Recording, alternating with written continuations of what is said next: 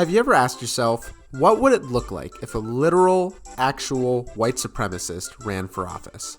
A KKK leader and neo-Nazi who, like a Trojan horse, tried to hide his insane history of prejudice only long enough to gain power and to advance his true cause. What policies would he advocate for? How would he campaign?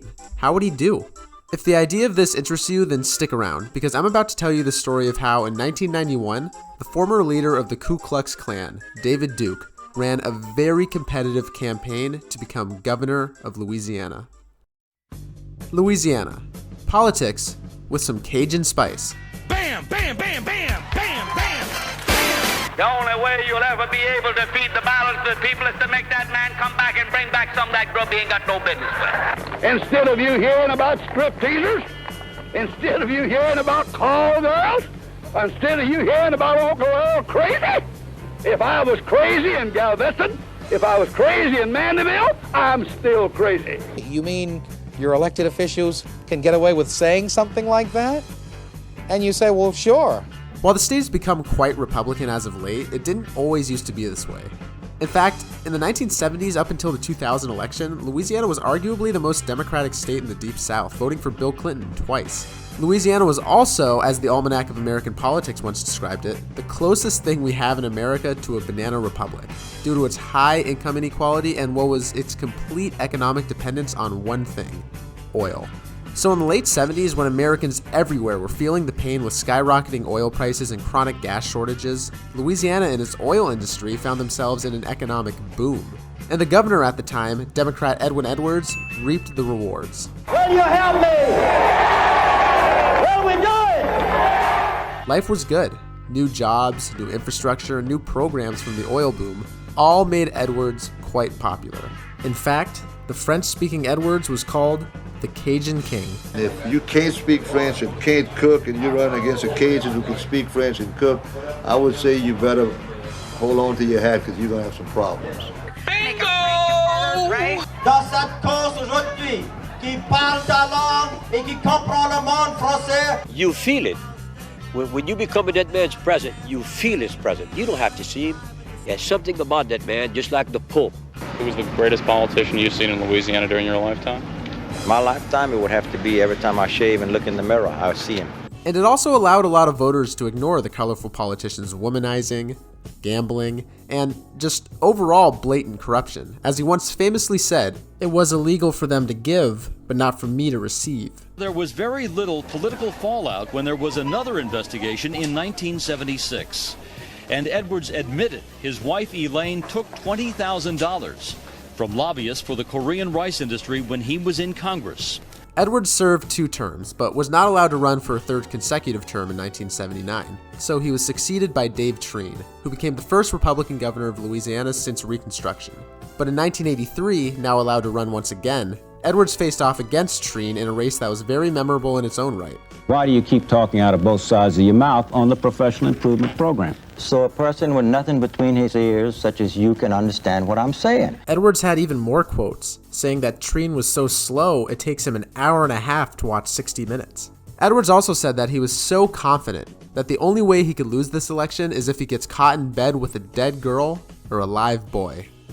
And Edwards won. By a lot. Laissez les bon temps rouler, let the good times roll. But in the mid-80s, during Edwards' 3rd term, oil prices crashed and the state economy took a downturn. Recession or depression? The question is debatable. But one thing is for sure. Louisiana, which was once an economic dream state, is turning into what some people are calling an economic nightmare. But Louisiana's broke, I'm telling you. Economy is bad. Even saving the New Orleans Saints couldn't help Edwards, as suddenly voters weren't so willing to look past his antics, as he was indicted and brought to trial for bribery. Do you have anything to hide? Oh, yes, but not in connection with this investigation. And although he was eventually acquitted, Edwards would go on to lose re-election to reformer and fellow Democrat Buddy Roemer. Well, actually, technically he didn't lose. See, in Louisiana, they have a so-called jungle primary, where every single candidate running is on the ballot, and if no one gets a majority, there's a second round of voting where the top 2 finishers face off against each other. That's called the runoff, and it happened several weeks later. And in '87, even though Edwards made the runoff, he placed behind Roemer, and knowing he'd lose the runoff, Edwards dropped out before it could be held. So after a largely ineffective term and a switch to the Republican Party, I just found myself time and again being in a party that never endorsed me and whose ideas were far afield from what I believed. Governor Romer ran for re-election in 1991, and Edwards jumped in again too. I am a candidate for governor. And so did David Duke, former Grand Wizard of the Ku Klux Klan. There were no other major candidates running for, oh yeah, you heard that right, Grand Wizard, as in the hilarious name for the national leader of the KKK. And this wasn't a surprise. See, Duke here wasn't just some lightweight crazy guy running a quixotic campaign. He was already a state legislator elected to a 3-year term in the state house as a Republican. And in 1990, Duke ran for the US Senate and won over 43% of the statewide vote in a huge surprise. And in the race for governor, he was looking to build on that momentum and to come back even stronger. So essentially, it was a 3-way race between current Republican Governor Buddy Romer, former Democratic Governor Edwin Edwards, and Republican David Duke, the leader of the white nationalist movement in America, with the top 2 finishers advancing to a head-to-head and 3rd place being eliminated. And bam! Edwards finishes first and Duke finishes second, edging out Romer. So now the runoff will be between Edwards and Duke, and whoever gets the most votes here will become the next governor. You see, while Edwards and Duke were each unpopular with a majority of Louisianans in 1991, they both had a strong and passionate base of voters, allowing them to have a solid floor of support in the first round of voting that Romer just couldn't replicate. The irony is, Romer would likely be a heavy favorite to beat either Duke or Edwards in a head-to-head matchup. So starting out, polls had the race close. Edwards had a lead, but it was within the margin of error. And polls in the past have tended to underestimate Duke's support, as people may be a little reluctant to admit to a pollster that they plan to vote for a neo-Nazi. The reason I say Nazi is because even though Duke was known in America for his work with the KKK, his real passion was Nazism. Look back in his past, it wasn't anti-black positions that truly motivated him. Yes, he still believed in them, but where his heart truly was in anti-Jewish conspiracies. He learned German so he could read Mein Kampf in his native language. He sold literature out of his legislative office titled, "Did 6 Million Really Die?" referring to the Holocaust. Duke celebrated Hitler's birthday with a cake well into the 1980s. He showed up to his classes at LSU wearing a Nazi uniform. Listen to this David Duke quote from 1975. "Jew Marxists who see the N-word as their instrument, as their bullets by which to destroy our society." Obviously insanely racist, but also notice how although Duke sees blacks as a threat, the real threat in his mind are Jews, because to him, they're the ones pulling the strings and using black people as their instruments to destroy society, or whatever he says. See, in Duke's mind, the Jewish conspiracy ranks supreme. And I'm going to read you some more of Duke's quotes here, because I don't think it's enough to just say Duke was a racist, or Duke had a history of controversy. It's important that you know what he's actually said to give him this reputation. Alright. N-words are basically primitive animals. The Jews who run things are producing the mental illness of teenage suicide. The miracle of AIDS is the only disease that turns fruits into vegetables. The Jews have developed a disease and given it to us already. It's called race mixing, and they're being quite successful. You almost have no survivors that ever say they saw a gas chamber or saw the workings of a gas chamber. They'll say these preposterous stories that anybody can check out to be a lie, an absolute lie. I tend to believe now that it didn't happen, okay? Referring to the Holocaust. Jewish people have been a blight. They probably deserve to go into the ash bin of history. Alright, so there's your context. David Duke has always had ambitions of national power, and believe it or not, the KKK was more politically expedient for him than the Nazi movement, and he used it as a vessel to gain a national platform. He rose to prominence in his attempts to reform the Klan's image as a peaceful organization that merely advocates for white people and white culture. I'm here to say that anybody who wants to be a Klansman, the way to do it is not by being violent, but by being legal and trying to work within the system. And the main position he held at the time is that he supports all races and simply says that they should just live separately. See, it's important to note that even now, Duke denies that he's a white supremacist. I'm not a white supremacist at all. And instead uses coded language like a preserver of European heritage, which, by the way, is ridiculous. There's French heritage, there's English heritage, there's German heritage, but there's no common European heritage. It just means being white. The only reason there's black heritage in America is because their original heritage was taken from them, so they had to share this common experience of being oppressed in America and develop their own culture around it. And Duke also may say that his belief in racial segregation isn't based in any feeling of white superiority and that separation of the races is better for all parties. Well, let me tell you, in Louisiana, segregation was never separate but equal. It always kept black people as second-class citizens and refused to afford them basic rights. See, segregation is not now and never was about separation. It has always been about exclusion. There's plenty of other places in this country that I could live maybe with some Negroes that are integrationists. All right, but what are we talking about? I don't want to live with Negroes. And when black people fought tooth and nail to integrate their communities so they can be equal to whites, they were terrorized by citizens, police, and you guessed it, the Ku Klux Klan. You sell things, you pass out things called nigger hunting license, a nigger hunting license. No, we do not. I do not pass out. I do not. You do not, but your lieutenants do. Maybe you do. Says, having paid the license fee is hereby licensed to hunt and kill niggers, in caps, during the open season in Texas. This is beautiful, David. I mean, you know, for a guy who doesn't. It's also, I mean, it's a joke. But it is a joke, yes, it is satire. An interesting wrinkle here is that many of Duke's fellow Klansmen didn't like him. They saw him as an opportunist who cared more about himself and his political ambitions than their cause. And it probably didn't help that he also used organizational funds to remodel his home. As a result, he was kicked out of the Klan, or if you believe Duke's version, he voluntarily left. So while running for governor, how does Duke now respond when people bring up his controversial past? Well, he says he's now converted to Protestant Christianity and disavows his previous prejudice. As a newfound Christian, a born again, are you here willing now to apologize to the people, the minorities of this state whom you have so dastardly insulted, sir? Of course I apologize for things that I've said that have been intolerant and improper. Do you repudiate the Klan and I do and the neo-Nazi? The Klan or any other racist organization or intolerant organization that exists in this state or this country. I think we've all got to work together. I don't think there's a human being on this earth or in this state who hasn't been at some time intolerant in their life. And I think that's true of white people. I think it's true of black people. I think it's true of everybody at one time or another. You know, I regret some of the things that I've said in my life. I have been too intolerant at times, no question about that. But that's not how I live today. And I hope that's not the way you live today. Maybe you've never said something in your life that could be taken as racially biased or concerned. Everybody said things. I mean, Edwin Edwards the other day said he was going to use green power to buy black power in this election. I mean, he specifically used those words. Isn't that an insult against black people that he could buy their votes? And it isn't illegal in Louisiana to buy votes. See, Duke was smart enough to know that in order to become the American white nationalist movement's most marketable figure, he had to pull back a bit on his most extreme rhetoric. So the handsome and now soft-spoken Duke presented himself as a reasonable guy who's just saying what many are thinking.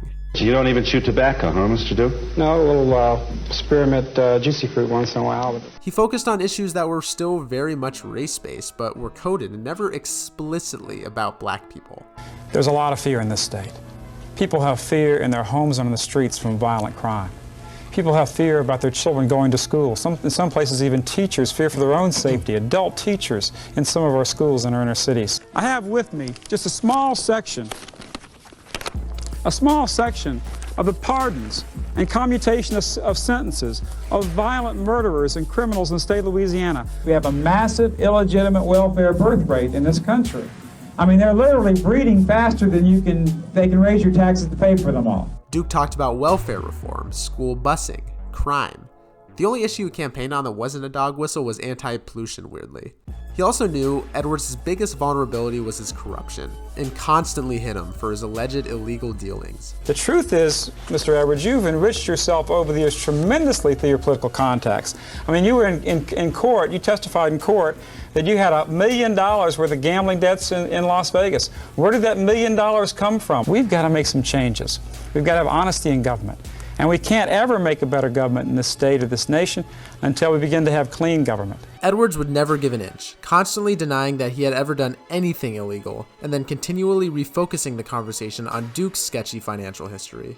Edwards also effectively swatted away Duke's attacks on the welfare system of the state, which was Duke's single biggest campaign issue. I think that there are people who have children because they see the psychology of having a larger welfare check. That's just the way it is. I don't think the additional money for the additional child pays for that child. Why should taxpayers pay welfare money and then have people turn around and buy lottery tickets or buy drugs? As Mr. Duke knows, because he voted for the bill, it's already against the law for people in housing projects to deal in drugs, and if they're caught dealing in drugs, not only they're prosecuted, but they're kicked out of the housing project. He also knows that if a woman gets pregnant and has another child, she gets $11 a week more to feed and clothe and house the child. And if he has convinced you that some poor woman is going to get pregnant to pick up another $11 a week, then I suggest to you there's something wrong with our mathematics. You see, to drastically oversimplify each candidate's voters, Edwards was favored by Catholics. It is the faith that we have in our religion, the birth and the life and the death and the resurrection of Jesus that saves us from our sins. And Duke was favored by white Protestants. You know, when you were governor last time, you mocked the crucifixion of Christ, and you said you didn't believe in the resurrection of our Lord and Savior. Is that an example for our children? Edwards was liked by the Cajuns in South Louisiana, and the Bible Belt voters in North Louisiana favored Duke. Edwards did best with the black vote, Duke did best with the white working class, and the upper class whites who had voted for Romer were now the swing group who would pick the winner. So both candidates did their best to appeal to the traditionally Republican Romer voters. Duke tried to play on white resentment with his messages on welfare and crime. Fear of crime grips cities across our state. That crime is mostly caused by a growing underclass created by welfare programs that reward irresponsibility and illegitimacy. While Edwards tried to tout his bipartisan reputation and his past successes in the state. I've been here meeting with you and talking to you and already putting together a coalition of business and industry and labor, fishermen, farmers, people from all walks of life to try to make things better for us in Louisiana. He also effectively laid out the realities of having a former KKK leader as governor of their state. If we were to elect a governor who right away sends signals that we don't want the rest of the nation to do business with us or to come see us or to come to our conventions or to play sporting events here, then we're setting the stage. You talk about a welfare system, we're going to have thousands of more people who are unemployed. Businesses all over were already threatening boycotts. Many industries, especially tourism, were looking to suffer, and the Louisiana economy overall was staring at some major economic problems on the horizon if Duke were to win. We all know how important jobs are to the future of our community, and unless Edwin Edwards is elected governor, Louisiana's shaky economy could collapse. Companies won't come to Louisiana unless Edwin is governor. There are 500,000 people who care very passionately about the LSU Tigers, and I told them, look, how can you recruit with David Duke sitting in the governor's mansion? Everybody understood that. Duke tried to respond, but ended up just comparing himself to two of the nation's most famous racist governors. All the dire predictions for other states when they elected men who spoke out all didn't come true. The same thing was said about George Wallace, and Alabama did great. The same thing was said about Lester Maddox in Georgia. Edwards received every major endorsement from all over the political spectrum, including traditionally Republican business leaders, as groups started to furiously organize against Duke. Edwards even got the endorsement of Governor Romer, his former rival. Duke tried to take this opposition organizing against him and spin it as a positive. I don't have any big endorsements or big money, but I have great ideas and the courage to fight for them. The only endorsement I ask is your vote.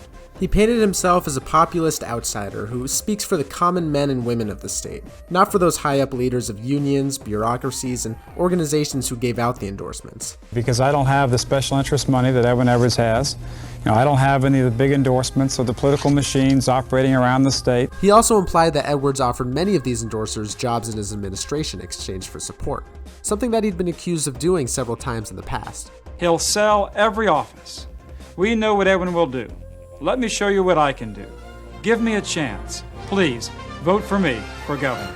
Nevertheless, it seems like the more time that passed, the more steam Duke lost. His Klan ties were one thing that many Louisiana voters may have been willing to accept, but his Nazi ties were a different story, and as details of Duke's Hitler-loving past came to the forefront, Duke lost quite a few gettable voters. And the infinitely quotable Edwards made sure to keep these ties front and center, famously saying, "While David Duke was burning crosses and scaring people, I was building hospitals to heal them. When he was parading around in a Nazi uniform to intimidate our citizens, I was in a National Guard uniform bringing relief to flood and hurricane victims." For his whole career, black voters were Edwards' most ardent supporters. He supported the Civil Rights and Voting Rights Acts and was one of the first major political candidates in traditionally segregationist Louisiana to build a relationship with the black community and to fold these voters into his coalition. So he was uniquely equipped to attack Duke on the issue of race. Let's keep Governor Edwards the black man friend. Mr. Duke has given us 20 years of hate and hurt. If he's really reformed, let him go back into the community and give us 20 years of healing and help. then come back and ask to be governor. His wit and personal charm was probably his greatest asset, as he used it left and right to out-charisma the backpedaling Duke. Boy, you're going to lose your newfound religion if you don't quit lying. Edwin, for business to vote for you, they'd have to hold their nose, close their eyes, and cover their ears. Business, you have been opposed. And for them to vote to you, they'd have to get out from under the sheets. But nevertheless, they have to make that decision. That's a cheap shot. And that's why he's been on all these national talk shows, trying to hustle money from all over the nation in order to perpetuate his agenda of hate and separation. You know. What do you need to do to beat him, and what does he need to do to beat you? I just have to stay alive. Period. Simple. Simple as that, huh? Let me give you some good news. David Duke will never be governor of Louisiana. And I will stay alive, and I will be governor. Edwards, a famous womanizer, once told reporters, "The only thing we have in common is we're both wizards under the sheets." On top of that, Duke also just came off as unprepared. He had little business experience outside of running a campaign. Since high school, could you please describe the jobs you've held and what experience they've given to you to run a $9 billion organization such as the state of Louisiana? What small business, what specific job, what small business have you run? I had a computer consulting firm for years and a mailing list company. You know, and I've worked as national president. What kind of mailing list company? It was a mailing list company that dealt with computer lists and computer consulting. And he had a disastrous interview on national television with Tim Russert. What manufacturers are the three biggest employers in the state of Louisiana? But we have a number of employers in our state. But who are the three biggest manufacturers who are the biggest employers in the state of Louisiana? I couldn't give you their name right, officer. You don't know who the biggest employers in the state of Louisiana I don't have... Edwards' lead grew in the polls as oppositionally energized voters rallied behind the corrupt good old boy as they came up with sayings like, "Vote for the lizard, not the wizard." Bumper stickers that said, "Vote for the crook, it's important," became so widespread that they've now become the stuff of political legend in Louisiana. Black voters registered in lines so long that contemporary political observers say they've never seen anything quite like it. Getting out the vote meant free rides for a lot of voters today. One radio station has been taking calls and taking people all day. We took at least about 500 people to the polls, and we're looking to take at least about 1,000 or maybe even better than that. In total, there were 60,000 voter registrations in the 3 days after the primary before registration closed, and half of those were black voters. And on election day, black voters showed up in force. And you say very, very high black turnout. Extremely high black turnout in the black precincts that have called in so far. Some black precincts are running way up in the 70s, some even the 80s. As a result, when election day came, Edwards won by a lot. No longer will Louisiana be last. Tonight, we went to the top of the class. God has not finished with Edwin Edwards. My task is not finished. Edwards won 61% of the vote. Duke missed his 43% mark from just 1 year earlier and came away with just under 39% this time around. But even accounting for all this, Duke still won the white vote, 55% to 45%.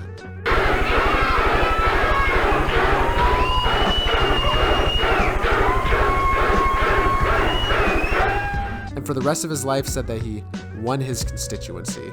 So what happened to Duke after his loss? He ran for office a few more times, but never again even came close to the totals he'd previously achieved after his 1991 landslide loss. In 1998, he released a book titled My Awakening, A Path to Racial Understanding, where he outlines his belief in racial segregation. And in 2003, he released a book titled Jewish Supremacism, My Awakening on the Jewish Question, where you can guess what he talks about there.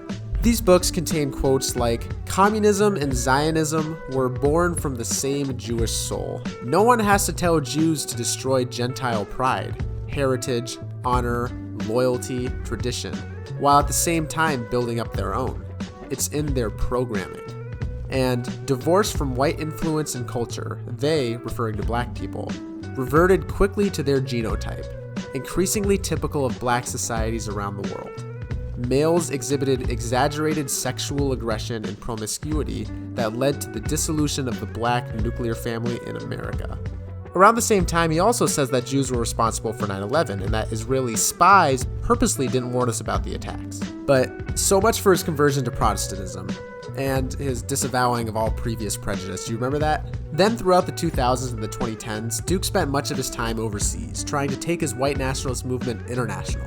This was only interrupted for about a 1-year period when Duke was sent to federal prison for tax fraud and mail fraud after he falsely told supporters that he was broke and on the verge of losing his home when asking for donations. He then gambled away most of the donations and then spent the rest on luxury goods. He ran for Senate once again in Louisiana in 2016, but now as a much more open racist than he was in 1990. You want to make America white again? I'm not saying make America white again. I'm saying preserve the principles and the people who made America great in the first place. You're not even letting me answer. I'm trying to get you. Here's the question I want you to answer. No. Here's the question. No, sir. I want to answer one time at a time. The beauty of this, Mr. Duke, is that I get to answer. Okay, never mind. You're a hypocrite. Mr. Fleming, please, no, sir, I go. get a You chance have the floor. I was going to answer that question if you gave me the chance. Duke finished with only 3% of the vote. He was also an avid supporter of Trump and his politics and continues to be a main figurehead of the white supremacist movement today as he organizes and podcasts. Here he is at the now infamous Charlottesville rally. This represents a turning point for the people of this country. We are determined to take our country back. We're going to fulfill the promises of Donald Trump. Edwards, on the other hand, served another lackluster term whose main theme was to allow casino gambling. He did not seek a 5th term after leaving office in 1996. In 1998, Edwards was indicted once again on racketeering charges involving riverboat casino licenses. Less than I expected.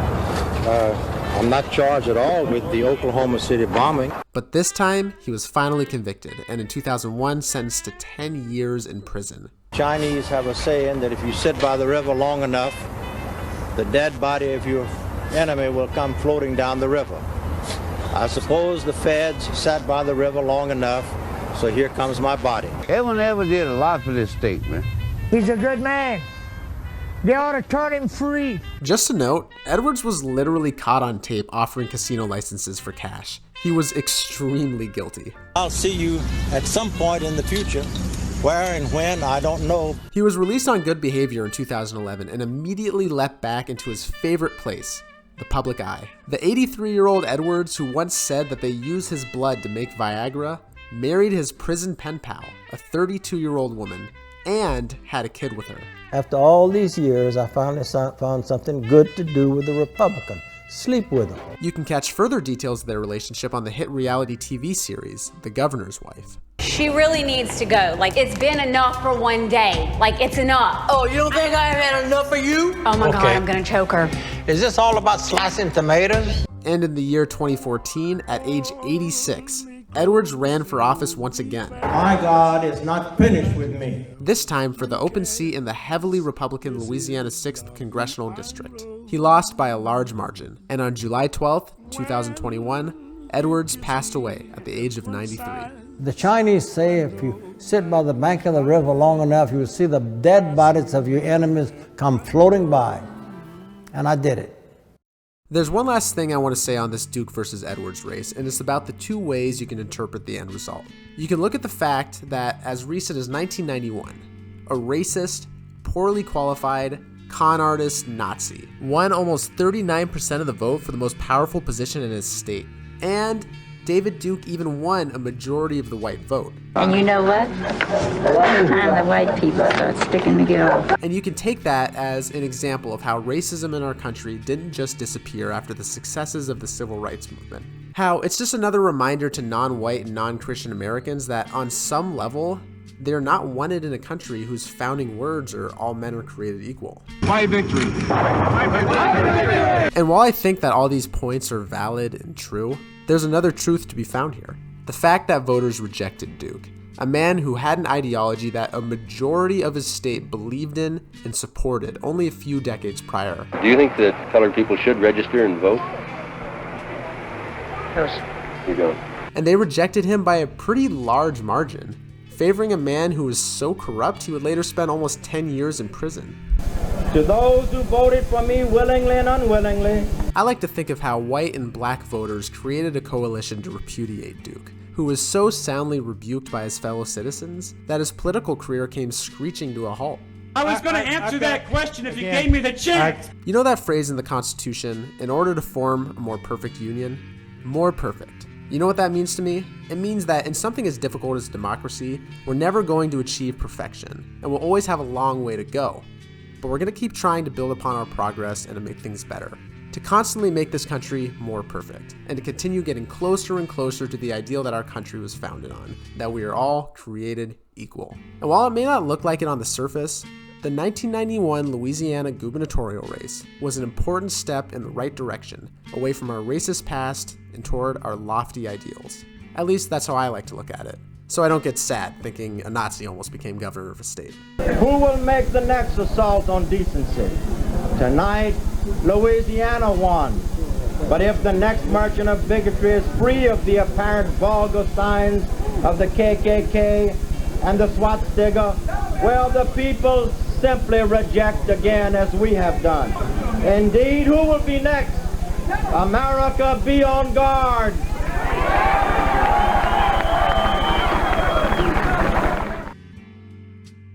Special thanks to political consultant John Couvion and Sabato's Crystal Ball associate editor Miles Coleman for their thoughts on this election and helping answer some of my questions during the research process.